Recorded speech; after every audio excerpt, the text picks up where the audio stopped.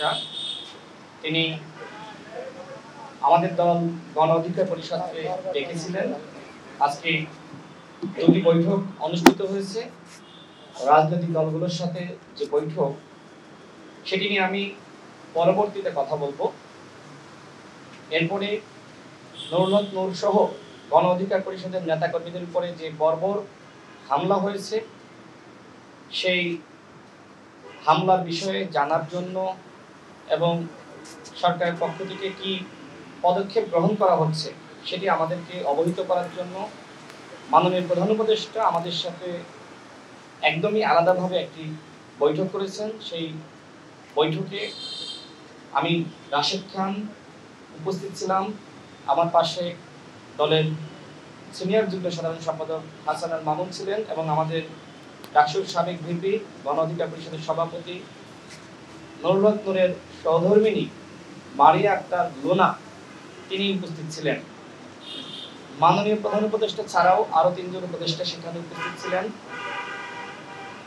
উপদেষ্টা আসিফ নজরুল স্যার, আদিলুর রহমান শুভ্র এবং পরিবেশ উপদেষ্টা রেজনা আপা। সেখানে খোলামেলা আলোচনা হয়েছে।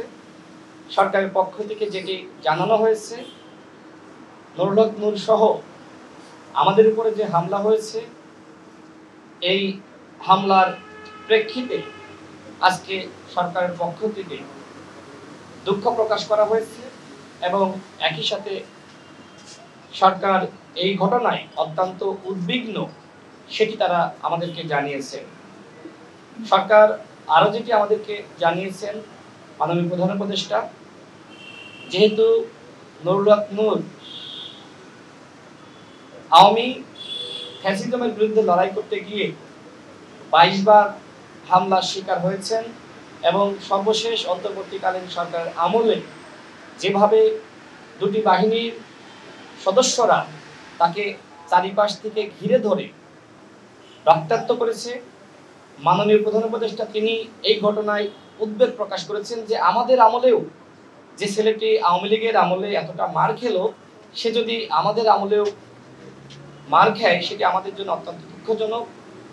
এই জন্য সরকারের পক্ষ থেকে যে তদন্ত কমিটি গঠনের কথা আমাদেরকে জানিয়েছিলেন, আজকে আইন উপদেষ্টা মাননীয় প্রধান উপদেষ্টার সামনে যেটি বলেছেন, আজকে রাতের মধ্যে সেই বিচার বিভাগীয় তদন্ত কমিটি প্রকাশ করা হবে এবং যেহেতু নুরুল হক নূরের মগজের উপরে যে খুবই নরম হাড় থাকে সেটা ক্ষতিগ্রস্ত হয়েছে।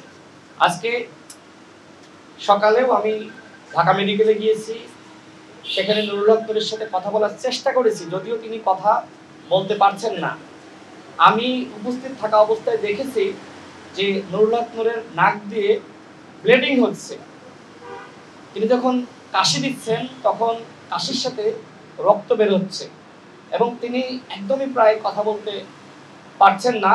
খুব কষ্ট করে আমার সাথে কয়েকটি কথা তিনি বলেছেন। তিনি বলেছেন যে ভাই আমার খুব কষ্ট হচ্ছে।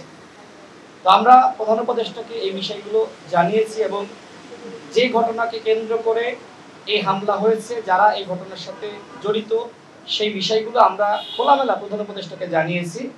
সামগ্রিক বিষয় শুনে তিনি আমাদেরকে জানিয়েছেন সরকারের পক্ষ থেকে সিদ্ধান্ত নেওয়া হয়েছে নুরুল হক নূরকে উন্নত চিকিৎসার জন্য বিদেশে নেওয়া হবে এবং এটি সরকারের চূড়ান্ত সিদ্ধান্ত, সেটি সরকার আমাদেরকে জানিয়েছেন। অর্থাৎ যারা হামলা করেছে তাদের বিরুদ্ধে সরকার ব্যবস্থা গ্রহণ করবে। নুরুল হক নূরকে উন্নত চিকিৎসার জন্য বিদেশে নিয়ে যাওয়া হবে এবং